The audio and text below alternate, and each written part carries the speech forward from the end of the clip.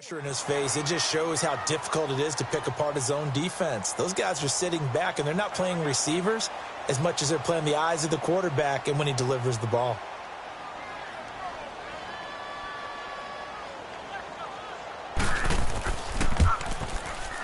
And his kick is good. And they double him up here. That makes our score 20-10.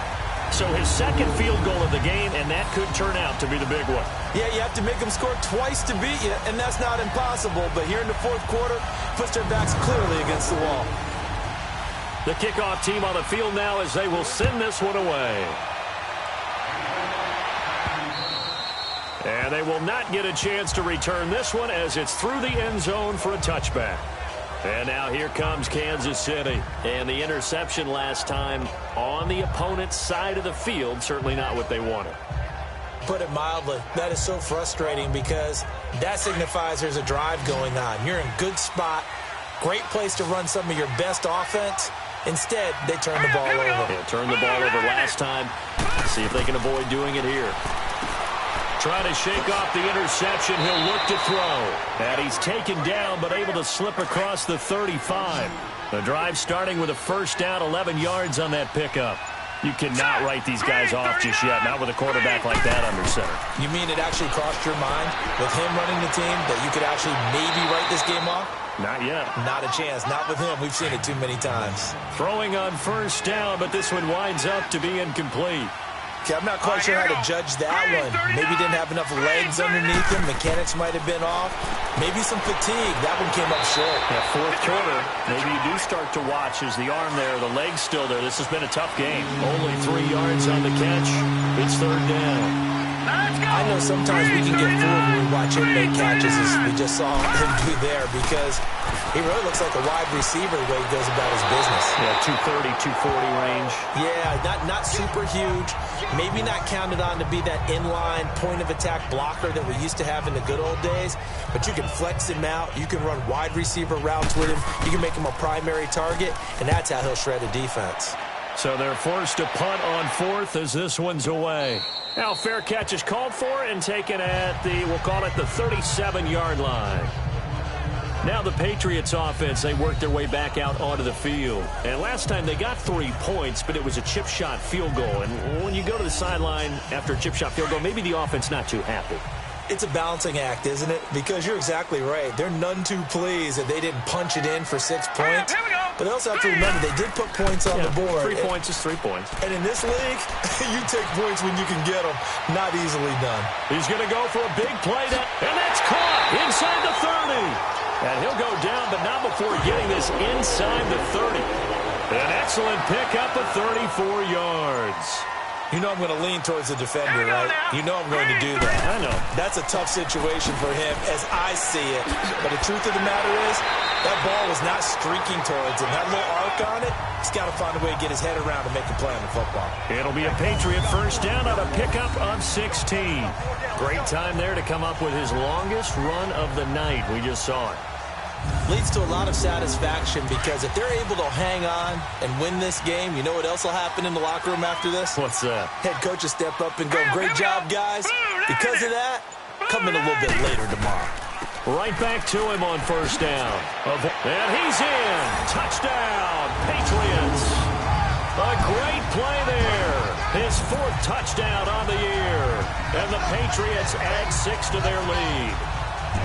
Trying to bust out of that losing funk, and these fans have to like this. And all right, fellas, this is more like it. And I know that if this holds up after the game, they're going to give the fans a lot of credit being at home, getting the support.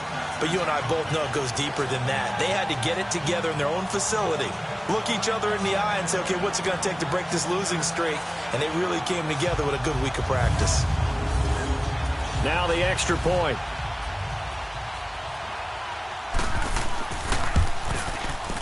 The extra point splits the uprights, and that'll make this a 3-score game now. The lead moves to 17.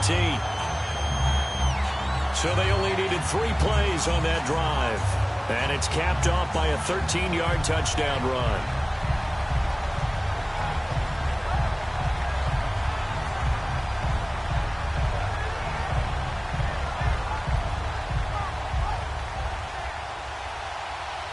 out is the kickoff unit as they run up and send this one away. And this will not be returnable. It's out of the back of the end zone for a touchback.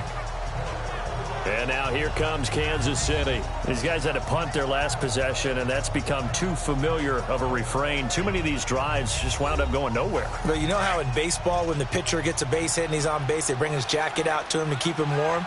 A lot of times the punter goes to the sideline, puts on sweatpants or a wrap over his leg to keep it warm. He might need a massage from the trainer right now from all the work he's getting. It's a short one here, complete to his tight end. And they'll take him down at the 31-yard line. A gain of 6 there on first. This game just keeps evolving and changing, doesn't it? You got a tight end who can move around a lot, not necessarily using a big body on him. Sometimes you take a corner, a better cover guy, and put him on him and try and take him out of the game as we've seen in this one. Yeah, you're exactly right. They've taken him out of the game. That was just his first catch. Big reason they're losing right now.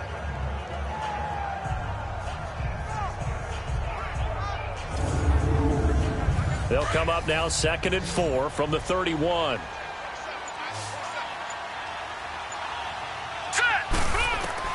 To throw on 2nd down. McMahon. Oh, he's got a man wide open, complete. And he'll be taken down, but not before they work it across midfield. A good pickup there, a 22. Here we go now. Blue 90. Blue 90. Throwing on 1st down. McMahon. The Pats are going to get there. Down he goes. Khalil Mack in there to get him. And that's sack number 6 for him on the year. We've been around this league for a while, and many coaches never pull their starting quarterback, almost no matter the situation. In this case, though, I think he's got to make a decision. He's taking a pretty good beating out there. Yeah, and with the deficit, maybe not wanting to risk an injury. They try to throw on 2nd down, but this one is incomplete.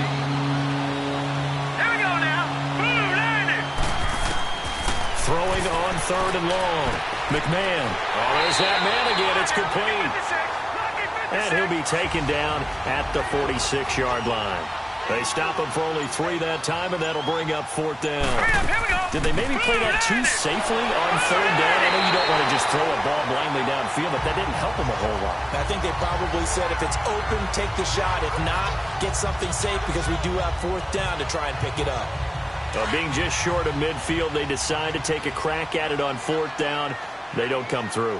Sometimes it's just showing confidence in your defense. You know that they're good, and they'll take care of you. A lot of coaches during the week will announce to their team, we're going to be aggressive, guys. We're going to go for it. Hey, defense, you got me? A little bit of a challenge to them to see if they'll pick up the rest of the team. We'll see how they respond now. And on the ground they go with a running back. And he's going to be met at the line of scrimmage and taken down. No gain on the play, and it's going to bring up a 3rd down. Here we go now. Brandon, one thing about blitzes, they really confuse offensive linemen at times. And what you have to do is lock in on the guy right in front of you. If you don't, you saw the end result. Defensive tackle ended up making the play. 14 yards is the pickup there, and a New England 1st down. When you have someone throwing it that well, that confidently, you don't have to call the game in fear at all, do you? You just go ahead and play. Yep, confidence with a lead to throw it here in the 4th, and boom, he's on the money. Yeah, you don't have to tuck your head in and go like turtle at this point. You can just go ahead and play. Time for a break. We'll come back to wrap this one up after this.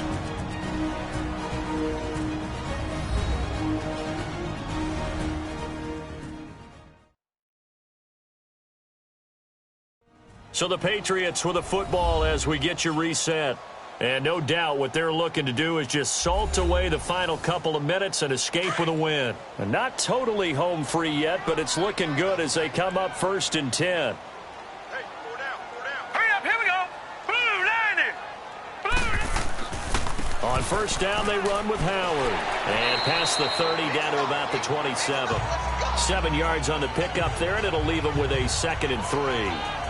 I know that every now and then we get in those meetings with coaches, and you almost want to roll your eyes when they talk about staying on schedule when they're moving the football.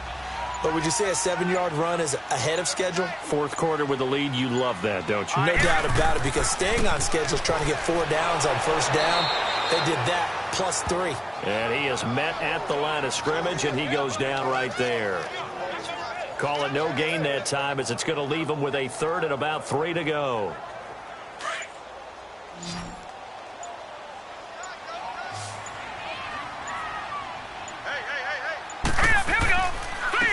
third down. It's Rice, and he's going to get the first down here as he's taken down at the 22. 5 yards is the pickup there as that extends this drive. Starting to become a tough spot for this defense. You're down fourth quarter, looking a little fatigued maybe on that side of the ball. Partner, we've seen this before, haven't we? Because every coach we've ever talked to says body language is important. And now you're seeing guys with their hands on their hips, they're bent over, hands on their knees. And the offensive guys are just saying, let's just keep running it out. We've got them now.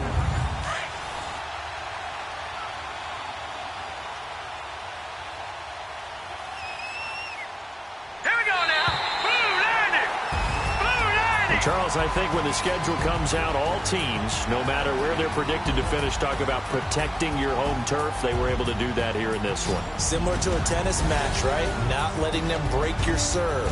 That way you hold on to it. They got it done, and they feel very good about that victory.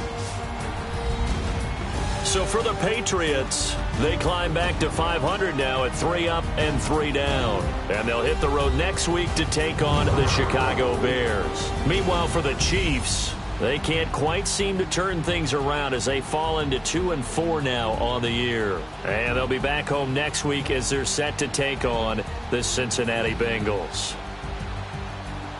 So that'll do it for us. For my partner, Charles Davis, and all the hard-working men and women on our crew, I'm Brandon Gaudin. You've been watching the NFL right here on EA Sports. The Patriots winners here at home as we say so long from Foxborough.